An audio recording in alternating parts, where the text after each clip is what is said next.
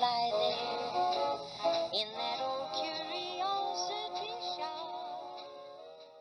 Well, good afternoon, everyone. I'm Scott from the Old Curiosity Shop, welcoming you back to a kitchen counter thrift haul.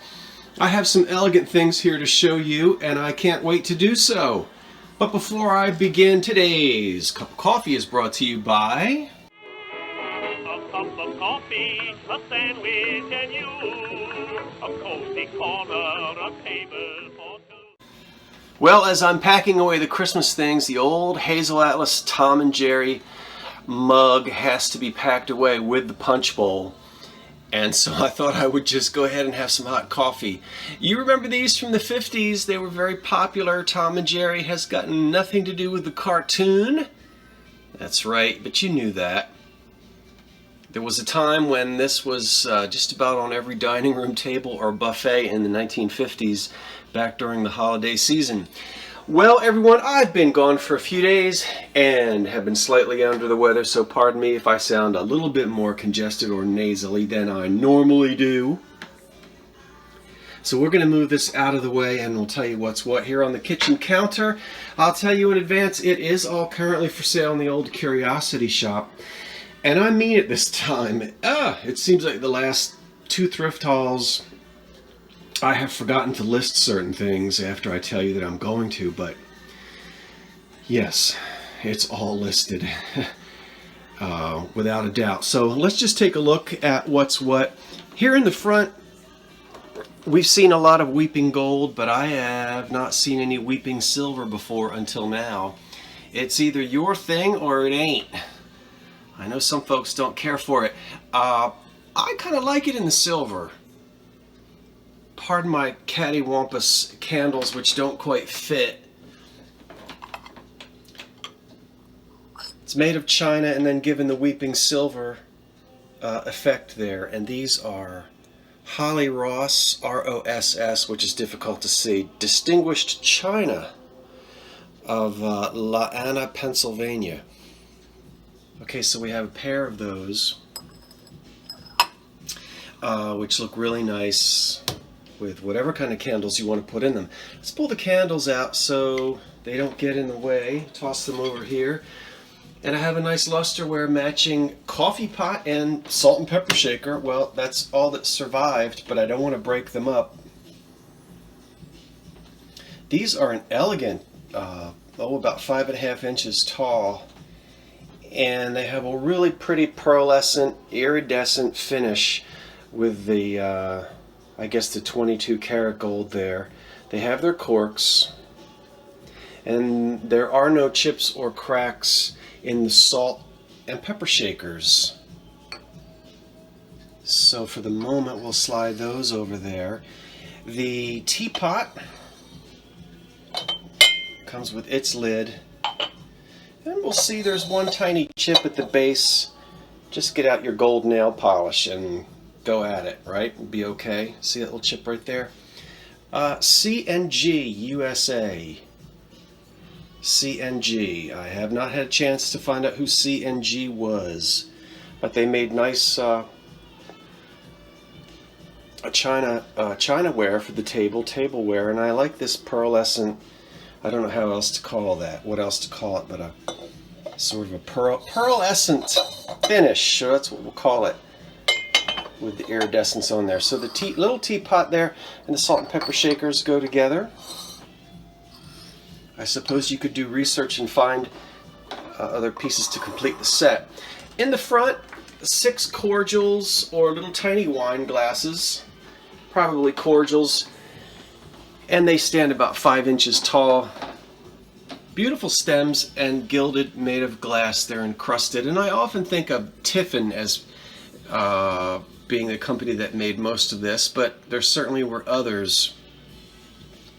Sometimes I recognize the pattern of the encrusted gold and sometimes I don't. That one is not a Rambling Rose pattern.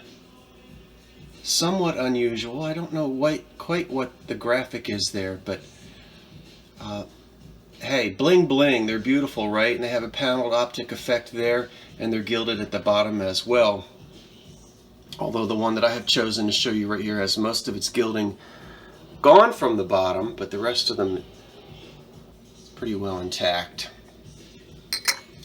So a nice little set of 6 there, so you can toast in Valentine's Day, as that's what's next.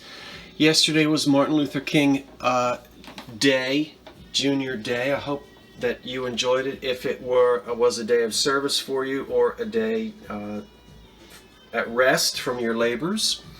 In the back we have 2 wonderful 3-light candlesticks for a total of 6 candles.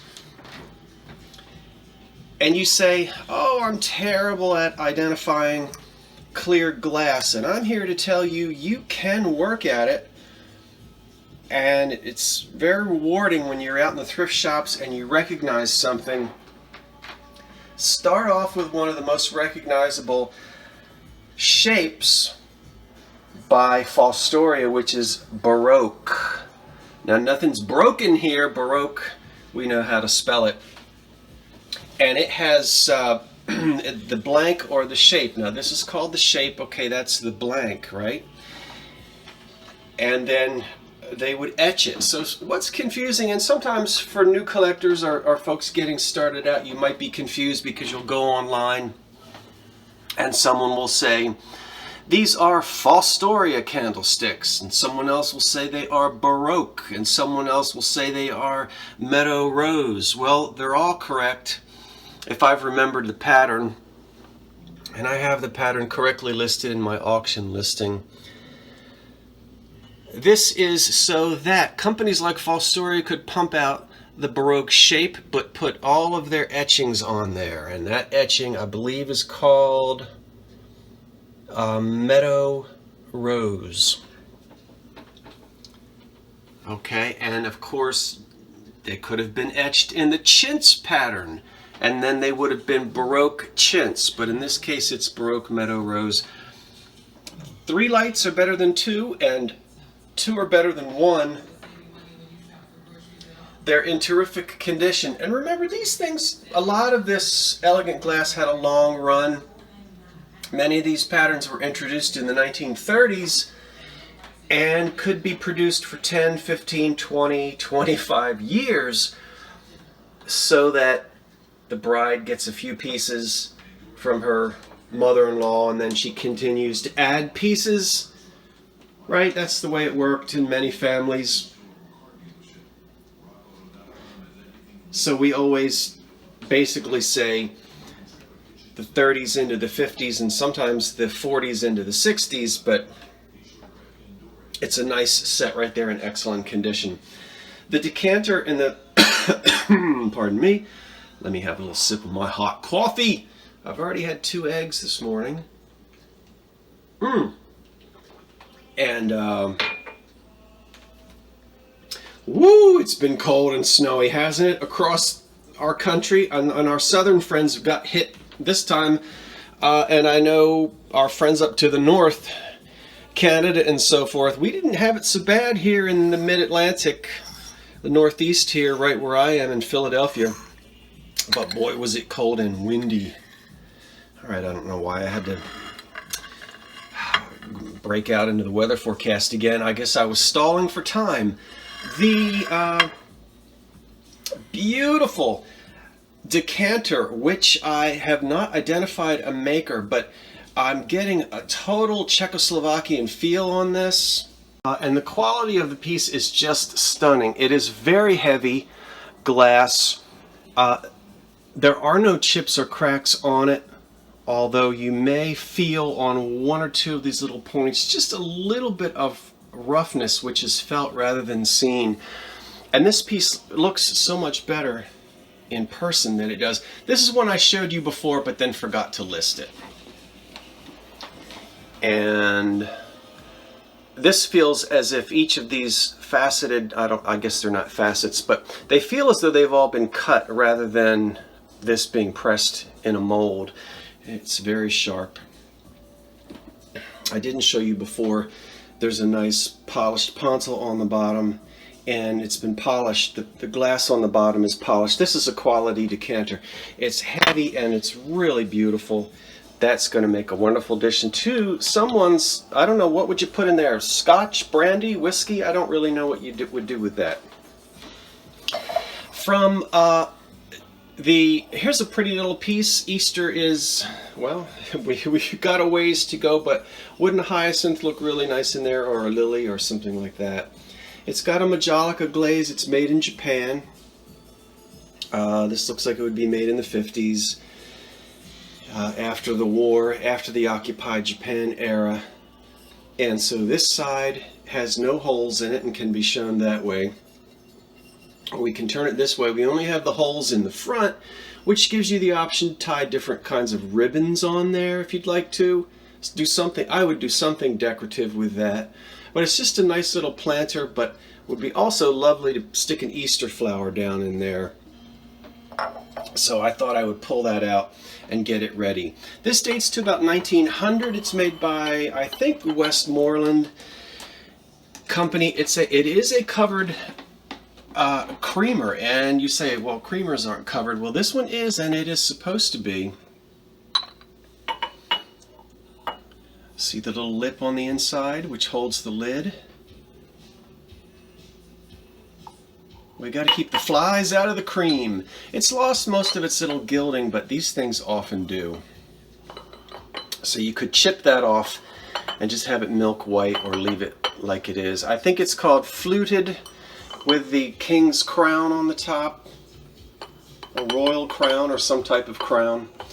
And there was a matching sugar bowl to it at some point. Again, this dates to about 1903, 4, 5, something like that.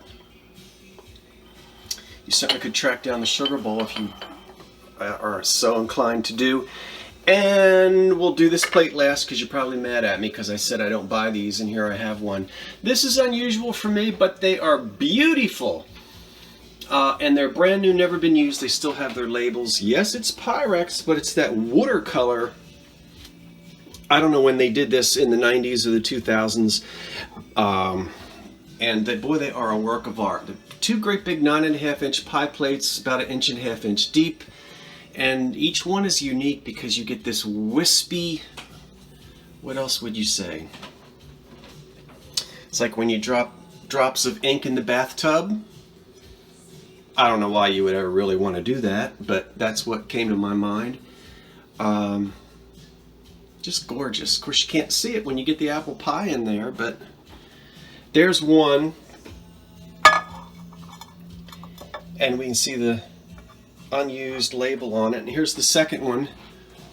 Equally pretty, but again, this wispy blue lagoon watercolor effect in these Pyrex dishes.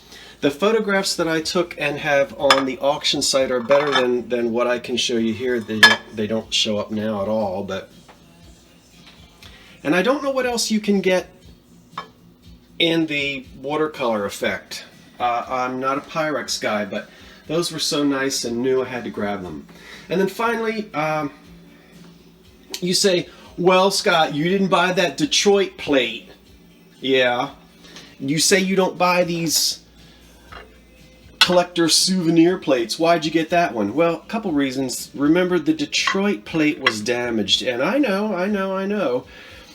It's decorative. You're going to hang it on the wall anyway. I'm just not big into buying damaged items if I can help it. It had a nasty chip and a crack on the back, and I did check my comps, and that Detroit plate really didn't. There are plenty of them. They don't sell for a great deal, and anybody who wants one could certainly find one without the damage on it. I was attracted to this one. Let me focus. Hold on for a second. I beg your pardon. The camera crew couldn't make it because of the ice. Where are we? Views of Thousand Islands, New York. Yes. Thousand Islands. Is that where the salad dressing comes from? It certainly is. And that's an interesting story you can look up and read if you'd like. But this is where we get the salad dressing from, supposedly.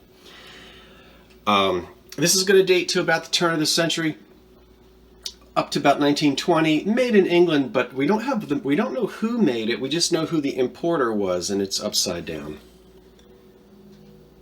Okay, there we go. Mills and Baldwin of Clayton, New York. I suppose that's is that an importer or a department store or a jewelry store up in that area? So it's Flow Blue. Boy, this was quite a resort. Back around the turn of the century when wealthy folk traveled up there because there was no air conditioning, among other things. Some of these buildings are probably still in existence today, but many have been pulled down. I like this in the middle where it says a unique Sunday service at Half Moon Bay at the Natural Stone Pulpit. And we can see right here a Victorian era preacher is at his stone pulpit, and everybody has pulled up in their little canoes and paddle boats and whatnot. Can you see? It's kind of difficult. But here are the wonderful buildings at this resort.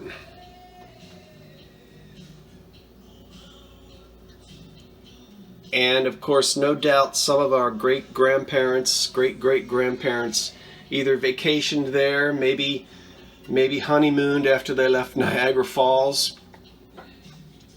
And so that would be of interest to someone. Charming in the days when this was brought home as a souvenir rather than a baseball cap or a t-shirt. Nothing wrong with baseball caps or t-shirts. I wear them both. Well, that's it. Let me step back and show you all the things that are for sale. I will say this just because I know someone will ask me. I did isolate for 7 days because I really didn't feel well, but I was not able to find a COVID test anywhere. So I'm going to try to do that today. I have been away from the public for 7 days. But I'm feeling better today, and I'm going to head out and see if I can get myself a COVID test just to double check. But I am fully vaccinated and boosted and all that, but who knows. I am feeling better, so I appreciate that. No need to get into it. I hope you guys are feeling well and doing well. I was so under the weather, I didn't even take my Christmas tree down yet. But the fireplace is still decorated, and some of you asked me to keep it that way. Well, I'm going to take the tree down, but we'll be back in front of the fireplace for some more goodies. Hopefully, I'll get back into the antique shops today or tomorrow. I've got packing to do and shipping. If you ordered something, it's on its way. I apologize for the delay. My sickness, the cold, the snow, and the ice have delayed me just a little bit. But I am back in the saddle again and happy to be so. So thank you, everyone, for watching. Enjoy yourselves. I'm Scott from the Old Curiosity Shop saying, wait for the cat, and so long for now.